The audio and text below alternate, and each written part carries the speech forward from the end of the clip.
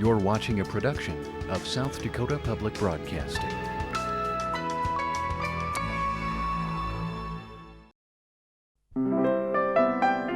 Support for Images of the Past is provided by SDN Communications and Dwayne and Phyllis Sander.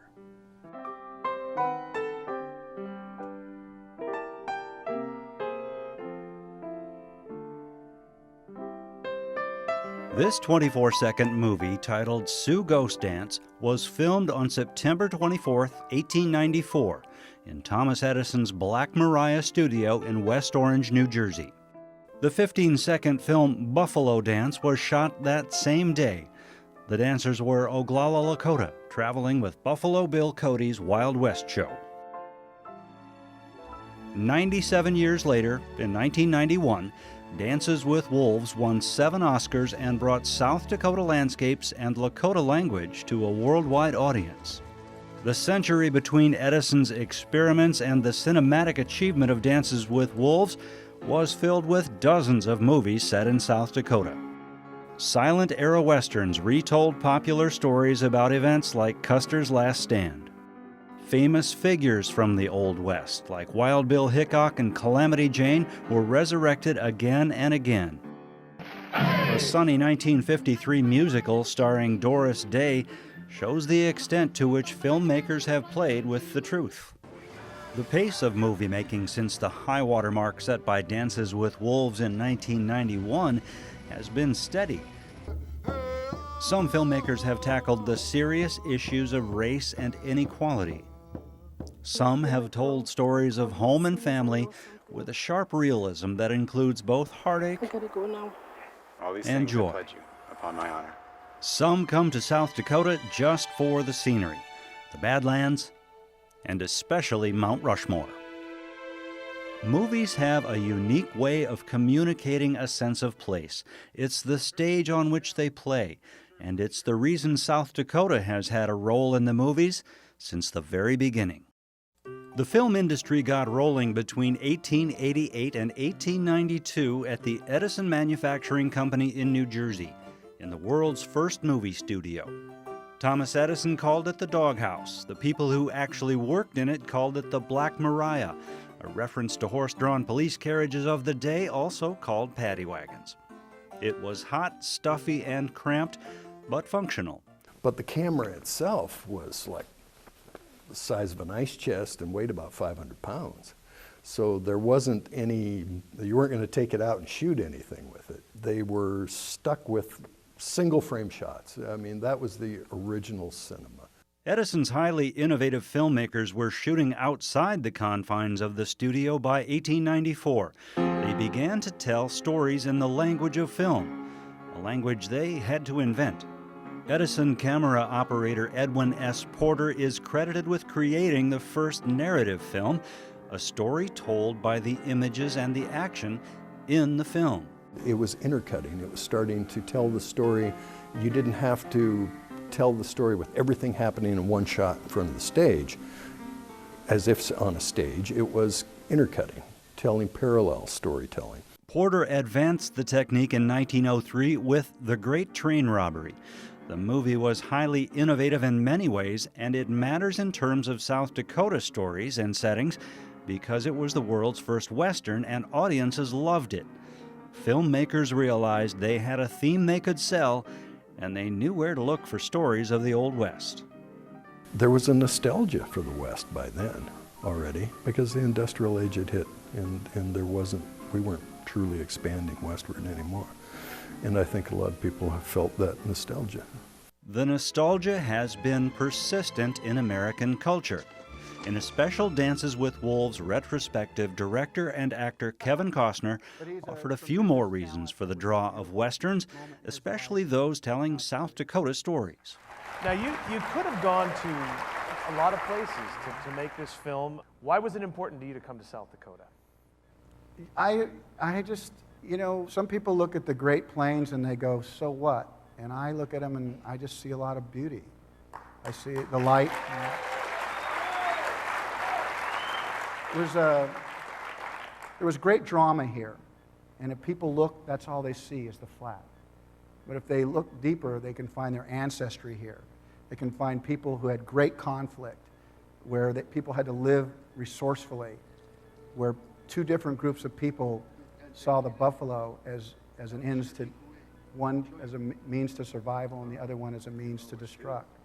This was a complicated place, even though people think of this as a simple place. It's a place of great history, and I have always loved it.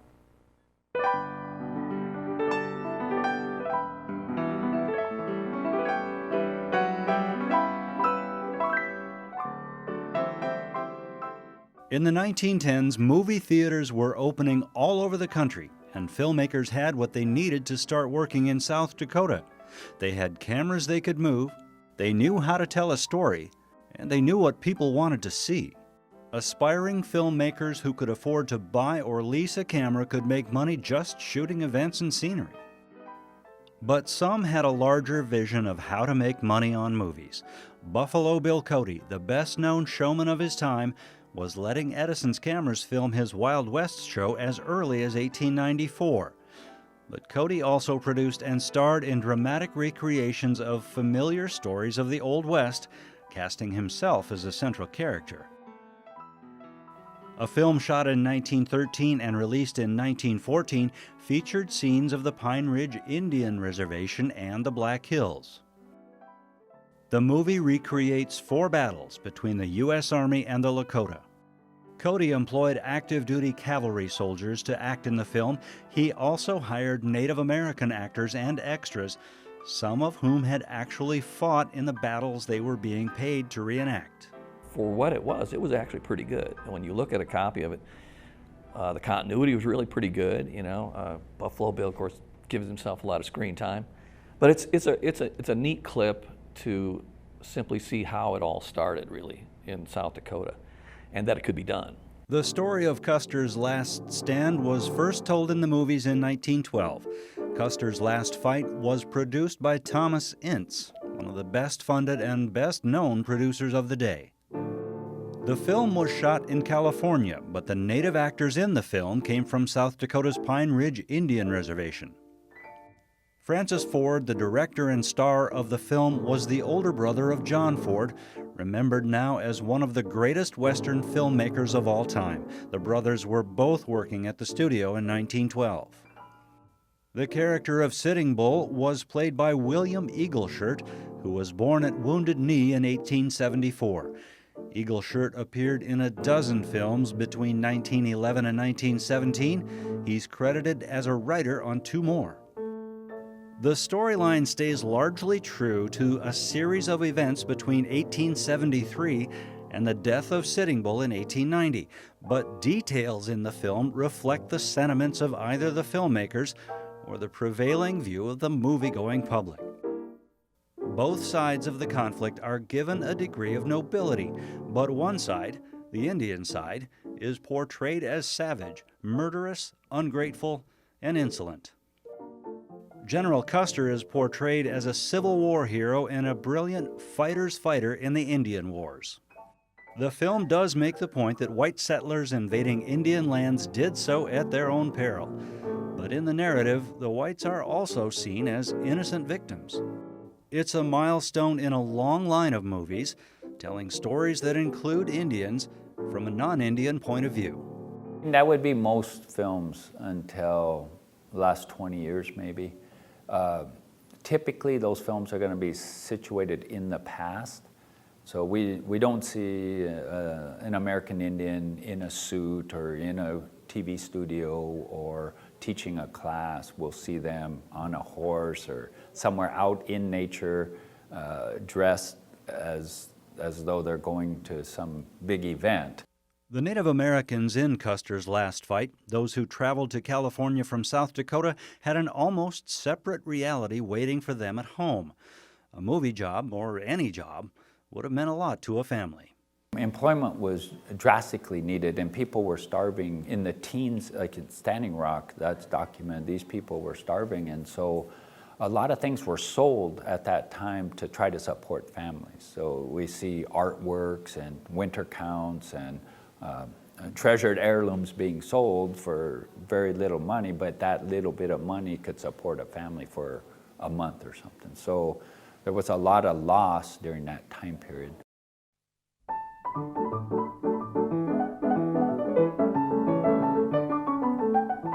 Large studios controlling both film production and distribution began to dominate the film industry during the 1910s, but that didn't keep independent filmmakers from trying to get into the game. In 1913, a group of optimistic entrepreneurs traveled from Chadron, Nebraska to Deadwood, South Dakota. They were looking at locations for a movie they hoped to make with their newly formed Black Hills Feature Film Company. A cameraman filmed them as they walked the snowy streets of Deadwood. They hoped a movie would bring some money to Chadron. Everyone was very excited about the prospects. The whole movie-making industry was just kind of starting out at the time and was still in its infancy, yet established enough that a project like this could actually be pulled off. They believed that they had the perfect setting for Western. In 1915, they released a 7-reel feature film, an exceptionally long movie for the day. It was about a particular period in South Dakota history and that period's most famous characters.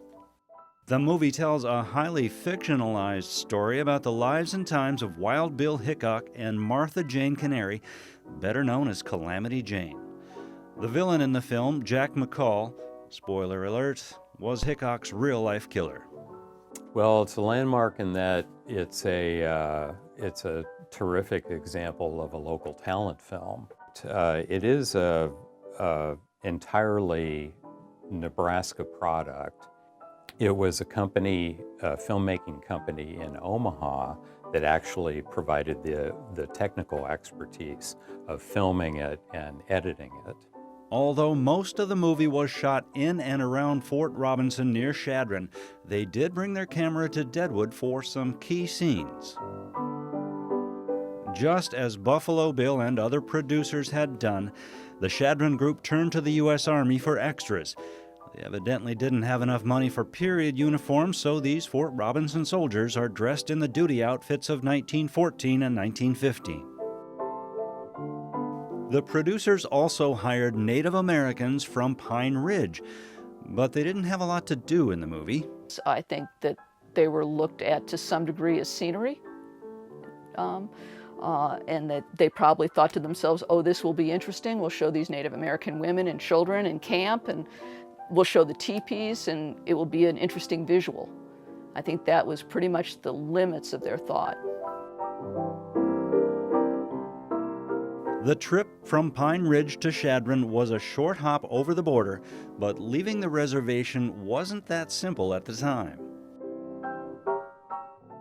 These directors or producers would have contacted the reservation agent and asked the agent if it was all right to release or to give a pass to these named individuals to come to wherever, whether it's LA or Deadwood or Chadron. The plot of the film is almost purely fictional. A romance between Wild Bill and Calamity Jane that never happened in real life is a key component of the story. It's a melodrama. The construct of the hero and villain, this is an interesting film in that there's a heroine as well, Calamity Jane, although she's nothing like, in real life, she was nothing like this figure, really. Gunplay, gambling scenes, mining scenes, those kinds of things made up Westerns of that era. The adults of 1915 would have been the children of the frontier, and they would have known the local history, not just from newspapers and the fiction and dime novels. The film reflects that blend of history and myth. We would call it myth-making, but they thought they were telling a truthful story, although we don't really think, historians today don't think of Calamity Jane as a heroine, or there's controversy about Wild Bill Hickok as well. You know, did he shoot McCandless in the back, kind of thing. But they thought they were being true to what was really happening. Perhaps the most amazing thing about the Shadron film is that it exists at all. All 7 reels of the original 35mm cellulose nitrate film are now at the Library of Congress. Film and video copies of the original are housed at the Nebraska State Historical Society archives. Well, we learned of its existence from a person who lives here in Lincoln, and he had found it in a antique dealers' collections in South Dakota. Of course, he was able to kind of put together that this was something that we might be interested in, and so we were able to purchase the film from this gentleman. As was common back then, only one copy was made, and that was it was the original that we were talking about here. So we were very glad to get it. Other historic South Dakota films haven't fared as well. In 1905, a young black man staked a claim on a homestead near Gregory.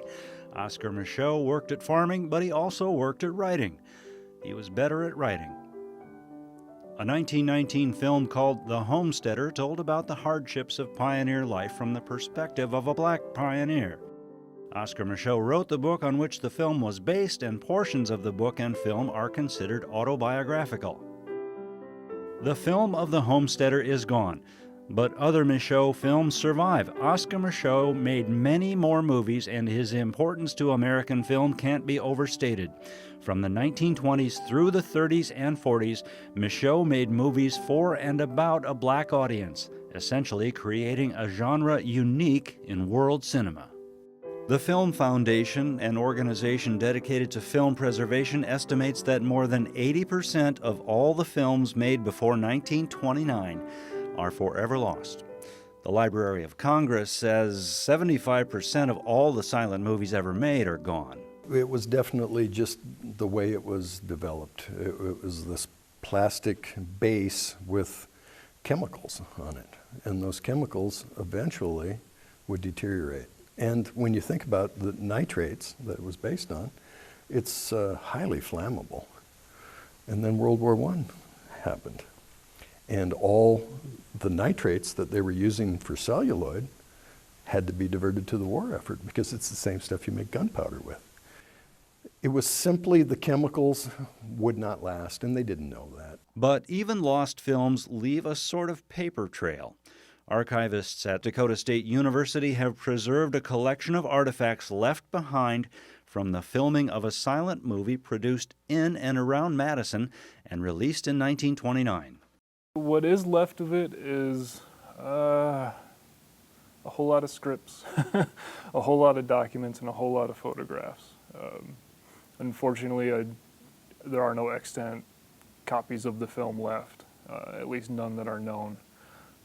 But I think there is enough material here that it is possible to piece together most of the content of the film, or at least get a good idea of what was in it and what it was about. What was in it was a lot of southeastern South Dakota general history. The film covered settlement of the pioneers, clashes between the pioneers and the Native Americans, as well as a little bit on General Beadle and his coming to the Southeast and his development of the area. William Henry Harrison Beadle served in the Civil War and had indeed achieved the rank of general. He was also a trained civil engineer, had a law degree, and counted President Abraham Lincoln among his personal friends. After the Civil War, President Grant appointed Beadle Survey General of Dakota Territory. Beadle went on to appointments as the Territorial Superintendent of Public Instruction and President of Madison State Normal School, the parent institution of today's Dakota State University. The story of the pioneers of Eastern Dakota Territory that included a respected and inspiring hero in the form of General Beadle fired the imagination of a young filmmaker, in this case, Richard Barrett Lowe, a senior student at the college in Madison. A very ambitious guy.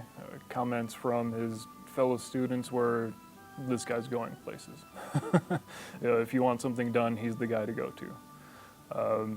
Details on his life after that are a little murky. He mentioned he did end up being governor of Guam for a few years in, I believe, the 50s.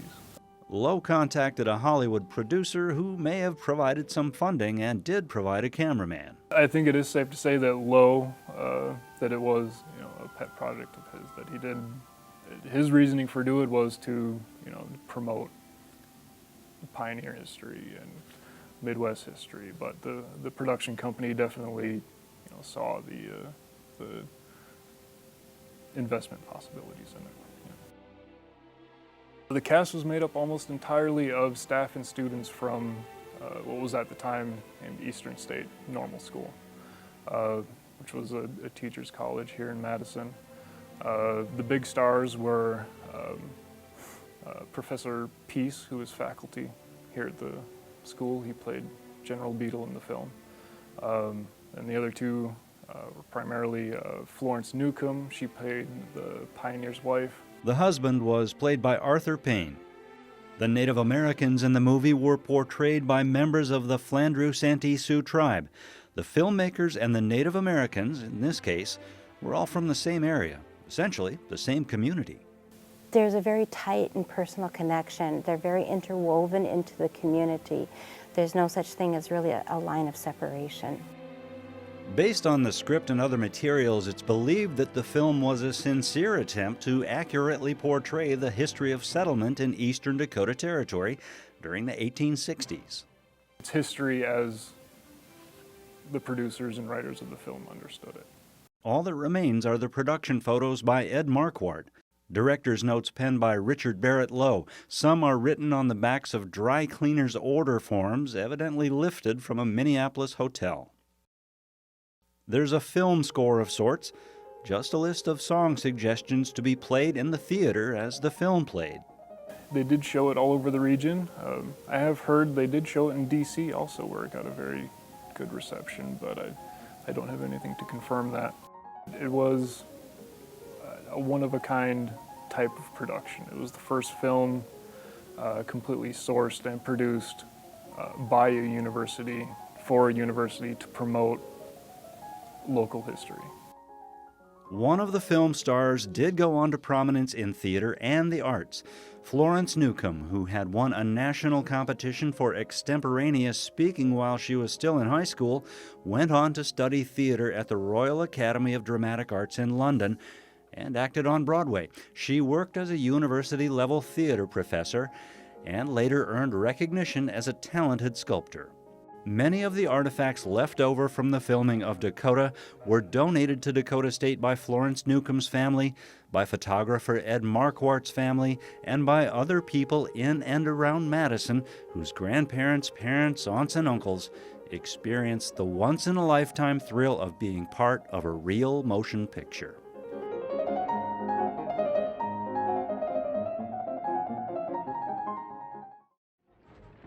About 24 features and TV programs were filmed in South Dakota between 1930 and 1989 when Dances with Wolves was shot.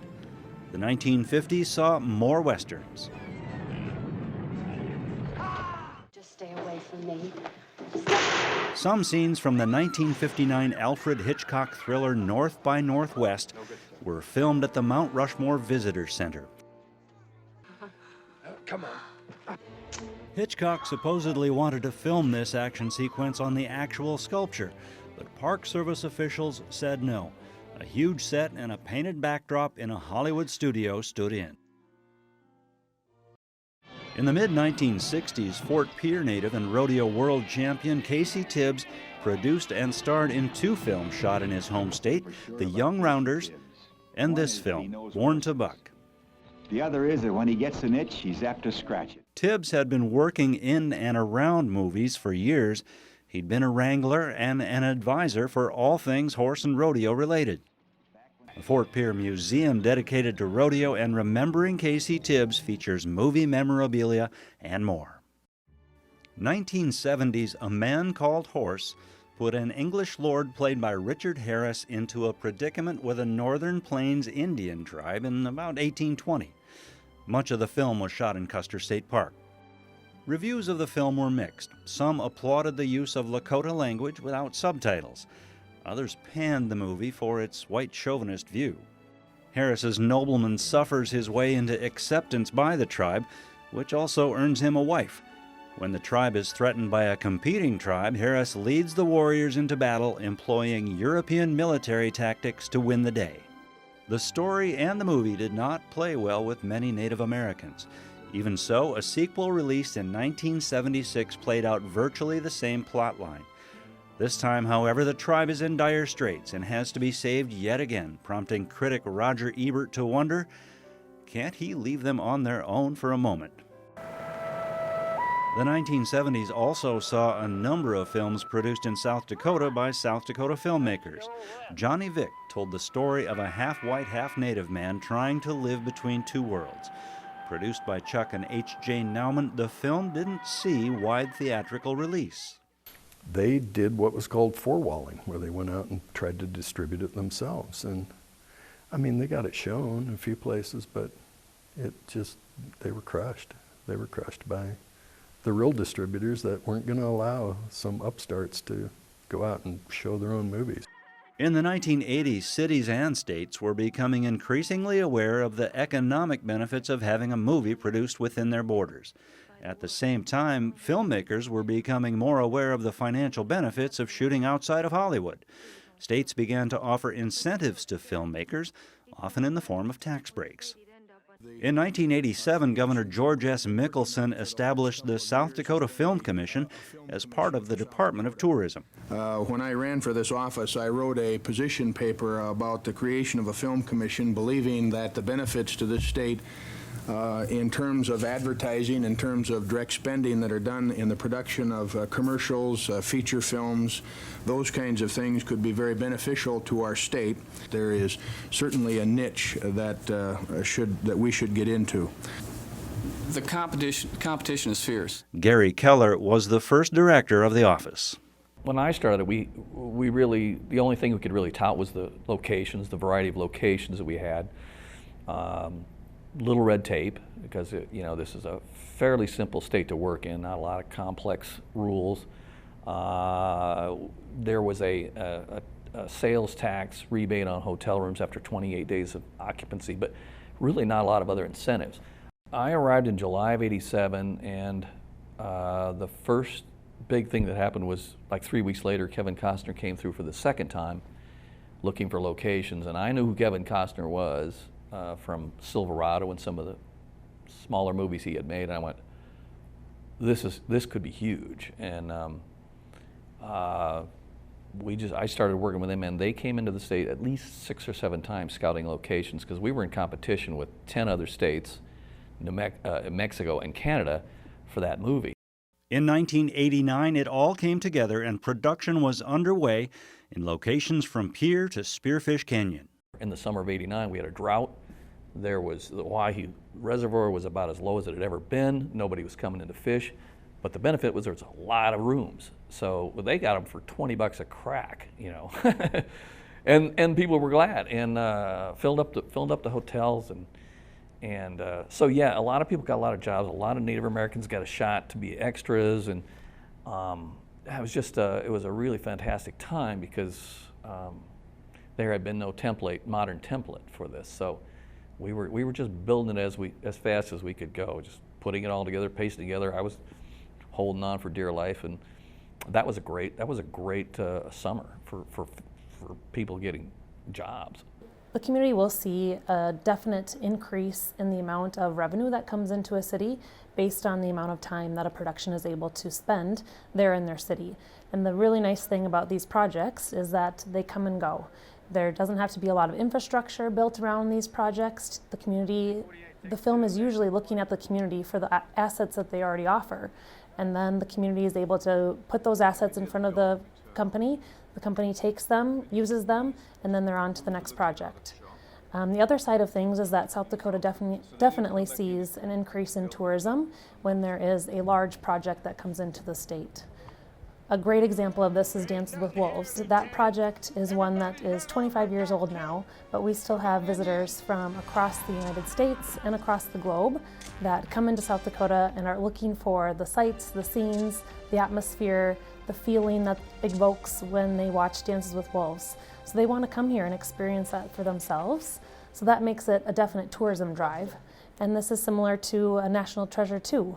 When people come into the Black Hills of South Dakota, they're definitely remembering that Nicolas Cage was exploring the Black Hills area and climbed Mount Rushmore and saw Sylvan Lake in the background too. So that makes, definite draw for visitors who are interested in movie tourism. That's a certain drive of some people's motivation to travel. We're looking for projects as small as a couple $1,000 production to, of course, we'd welcome another big Dances with Wolves or Disney's National Treasure 2, but I think our mission is to help and inspire any filmmaker and encourage them along the way to produce their art, and if we can have it here in South Dakota, we're sure grateful. Partly due to the success of Dances with Wolves and certainly on account of various incentives, the number of films shot at least partially in South Dakota soared. More film was shot in the state in the 20-year period between 1990 and 2010 than had been shot in the previous 70 years. Films like Incident at Oglala, which told a version of the Leonard Peltier story. They sent him to a foreign land. Thunderheart, a crime drama set on the reservation. There were portions of science fiction thrillers like Starship Troopers.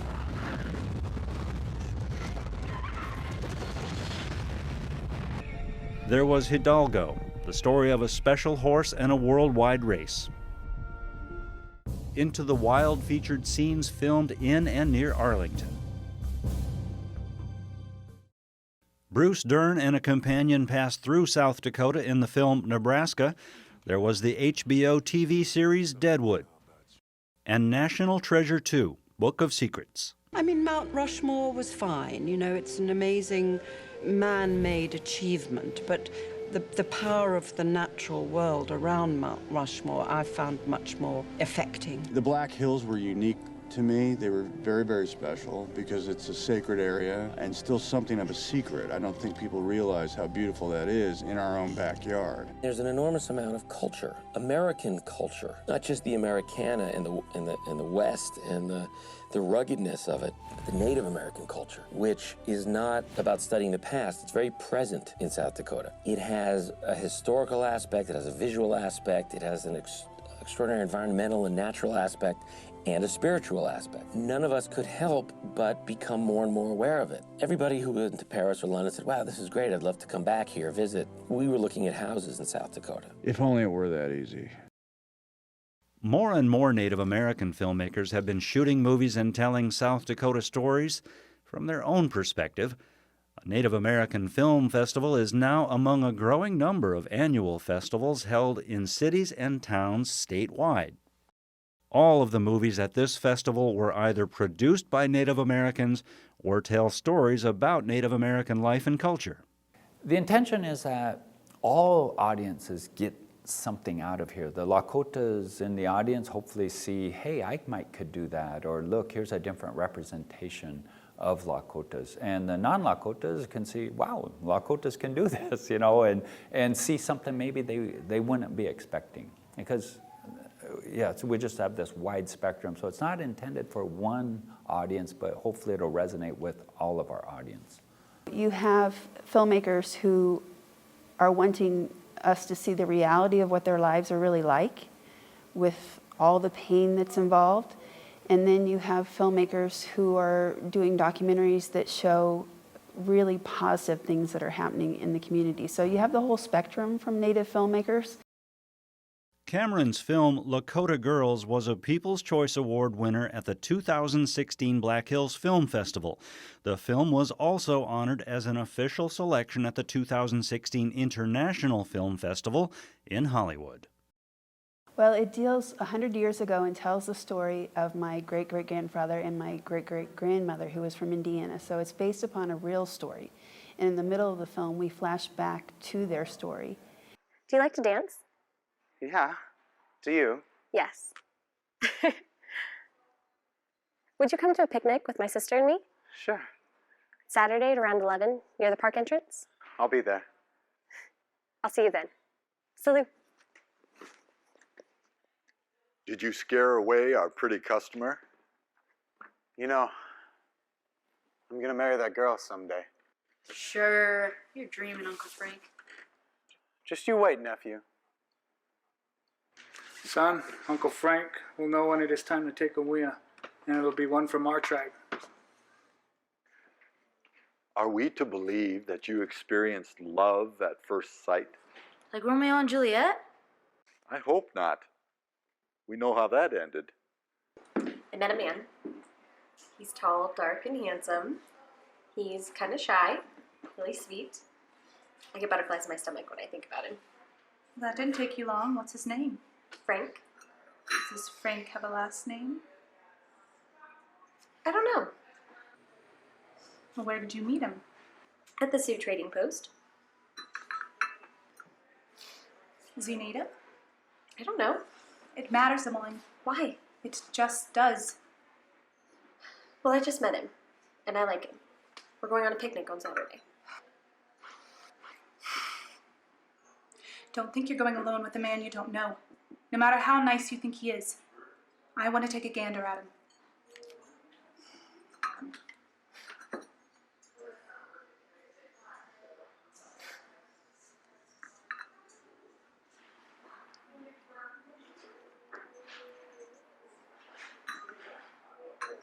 I know you're jazzed. Just take it slowly. We need to talk with you. It's about Emmeline, isn't it? First names already? Why not Miss Brown? It wouldn't make any difference. I'm gonna marry that girl. How can you betray your people and marry a white lady, though? You wouldn't understand. She's different. You're like an apple, red on the outside, white on the inside. And you're like a choke cherry, wild and sour. Stop the fruit talk. Have you thought about the children? They won't be Indian. Your culture will be lost, and they won't be white. Certain things catch our eyes, but pursue only those things that capture your heart. You must be sure. And then 2/3 of the film is about the relationship between two 8-year-old girls. One's a native girl and one is a white girl. And as the story progresses, you understand the family connection between the two girls and the grandparents. And it tells the story of race relations in the present day and also 100 years ago. And I think it's important for people who see films today about Native Americans to understand that many of the problems that existed 100 years ago still exist today. And part of the reason that I wanted to make the film is because I wanted to educate people who saw it. And I also wanted to make a family-friendly film so that my children and other children could see it, because many of the films that are made about Native Americans today, first of all, don't actually have Native American actors, or they're very negative and they play upon the stereotypes of what we think of Native Americans. But as I found out, there were so many positive things that were happening in the Native communities. And what I really found out is that the Native parents want the same thing for their children as the white parents do. And they want them to be happy and to have a successful life. And that's the core of the story, is that the families on the reservation are similar to the families who are not on the reservation, whether they're Native or not. I think it's important that we see Native Americans as people and not just as caricatures of a race of people. And they vary among their own population just like whites would or others. And so there might be some Native Americans who don't make the best choices, but a lot of them do. And I think it's important that we don't just show the negative side of their life on reservation or not. And of course there are alcohol problems and there are drug problems, but there are in the white communities also. And I think that when most of the films that are being made focus on that part of their lives and their communities, then that's a problem. And for me, it was important to do a different kind of film that focused on the positive side and the family relationships that they have, not only among their own families, but with the white population in western South Dakota. And so the film that we made is different than anything else that I've seen, because it is a family-friendly film, and the sole purpose of the film is to show a positive story and not one that dwells upon the negative. And the span of the 100 years shows that the problems that existed between the races existed 100 years ago, and it still exists today. And I think that we need to make films that improve race relations and not just make films that make it worse and that alienate us from each other. And so I wanted to make a film that could be shown and shared and that would mend the feelings and would bring us closer together and make the idea of being friendly and being friends a possibility for the long term. South Dakota has a growing cadre of young filmmakers.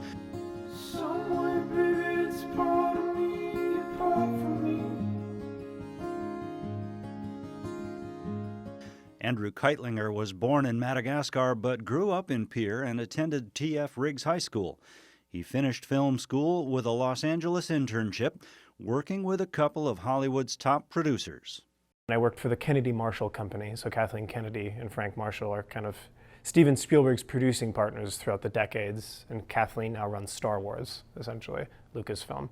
And, you know, I was an intern and I read scripts for them, and we didn't get to interact with them much because they're busy people. But every intern got a 10-minute sit down with them and got to ask them a nugget of advice. And I told Frank I wanted to be a writer-director, and he said, leave Los Angeles as soon as you can. Go somewhere where you can funnel your passion and you can figure out who you are as an artist. And when you're ready, it might take you a decade, but when you're ready, you can come back to Los Angeles and you'll have a leg up on everybody else because you'll know what kind of artist you are. He says a lot of people here just get kind of swallowed up. So I did that. You know, I said, this guy obviously knows what he's talking about, so I followed his advice and came here. And my first feature-length movie I made here was a B sci-fi film that I called kind of a Harvey Dunn meets Mad Max type of thing is what I was going for. The girl, you know her secret. Tell me what it is, or I'll slaughter your friends. For centuries, the human race looked to the stars. And one day, the stars fell from the sky, bringing humanity to its bloody knees. Rumors spread, a child with a secret so powerful, even she would be kept from its truth. Save the girl, and save humanity.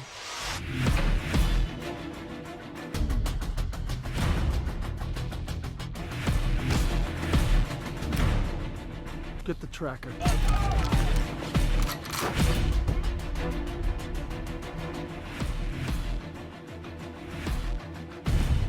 Takes a lot of faith to believe in her. I foresee a slide-out numbering problem. Now what?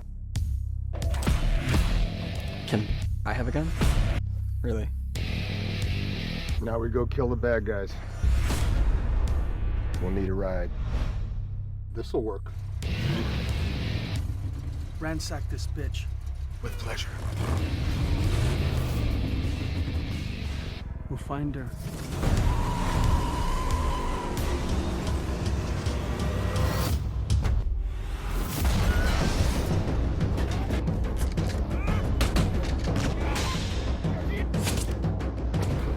Why are you doing this? You bring something very powerful to the table. Let's go. He's not gonna stop.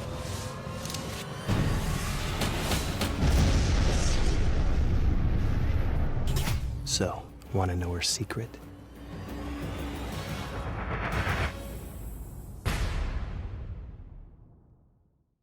I think you can tell any story out here. That's the beauty of not, and again, like, you know, South Dakota, it's not a blank slate. It's just very primal.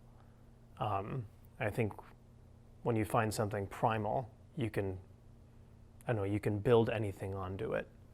And so whether you want to tell a story about a love story or a story of addiction or an action film or a movie about cowboys and Indians or a movie about, you know, some social justice subject matter, I think, I don't know, in cities I feel limited. When I went to film school, I went to film school in Boston, I felt unable to create there because, I don't know, it's just, there's already so much built there for you. Whereas out here, it is kind of like a blank slate. I mean that in a good way. Creatively, you're able to expand your mind in a sense and, I don't know, be more creative and be more introspective. My goal is to continue making movies in South Dakota because creatively I'm emboldened by the landscape and the people here. And it's just been a blessing to grow up here.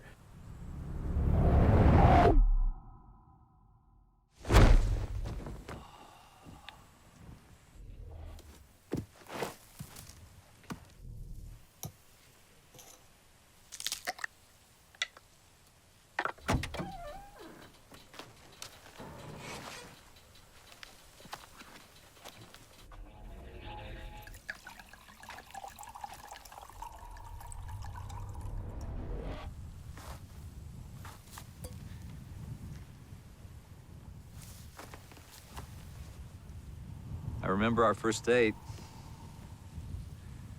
Slapped your ass. I thought it might be my only chance, so I just cupped that baby with all my might. That was a long time ago.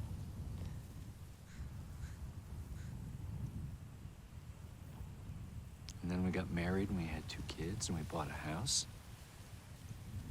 We made a life. Together.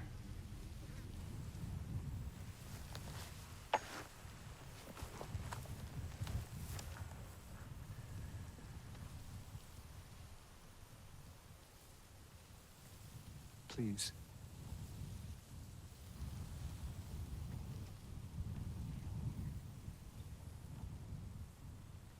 I don't love you anymore.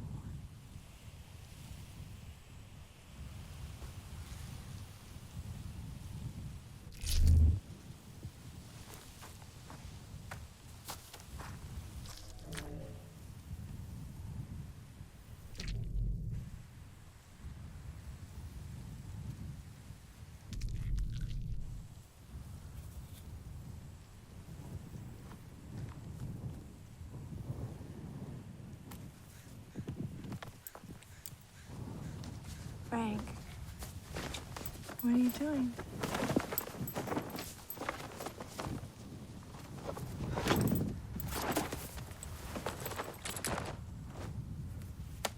You know we're boxers. You like the way guys look in boxers, right?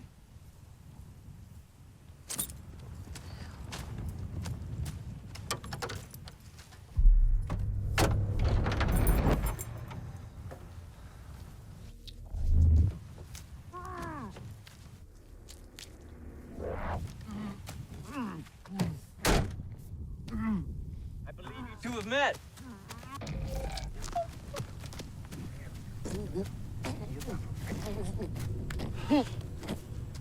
I just want you to know that I am still very much in love with you. Come here, let's get the thing off. Debbie! Attaboy, attaboy, just swallow, just swallow. Just swallow, don't fight it, just let it go down. Let it go down, attaboy. Good, good. Let it go down, attaboy. Attaboy. Oh. So sorry.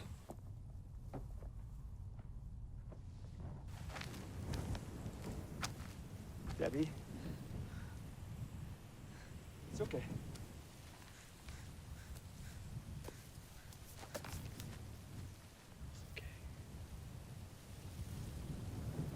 Sorry.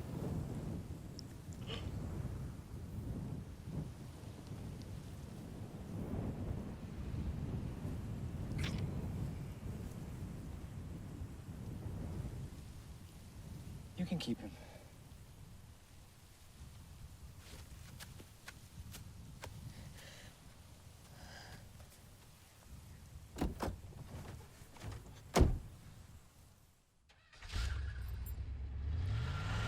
The thing about being a filmmaker is that it's, for me especially, even though it can be a very introspective experience, ultimately filmmaking is a collaboration not only between a bunch of filmmakers, but also with your audience. And so what is our end game? Our end game is to entertain and to provoke.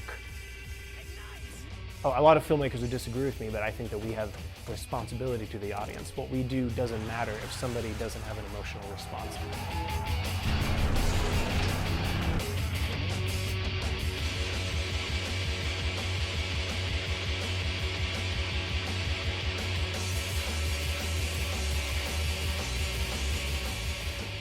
I feel like there's a responsibility where you need to start making movies that, you know, and some just want to make fun movies, but movies that say something about society. So I'm working on a project about human trafficking now, sex trafficking to be more specific.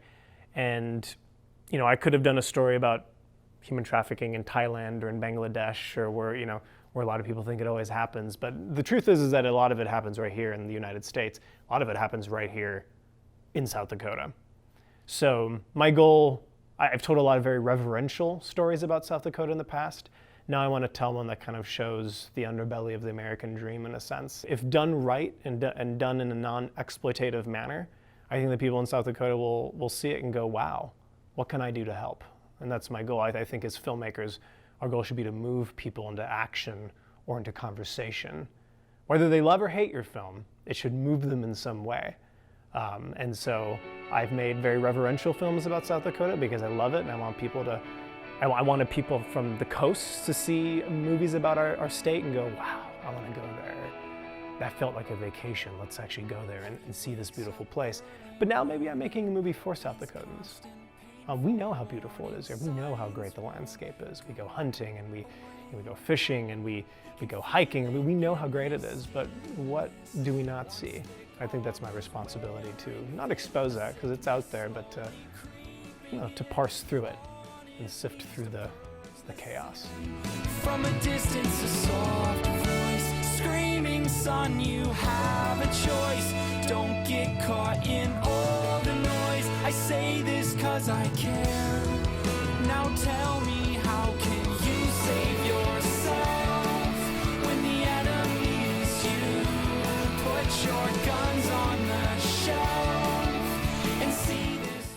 South Dakota people and places, their stories and their histories have had a place in the movies since the first few frames shot at the dawn of filmmaking. There have been stories based on actual events, stories of pure fiction. And there have been, and still are, people with a desire to discover and share the South Dakota stories being written right now.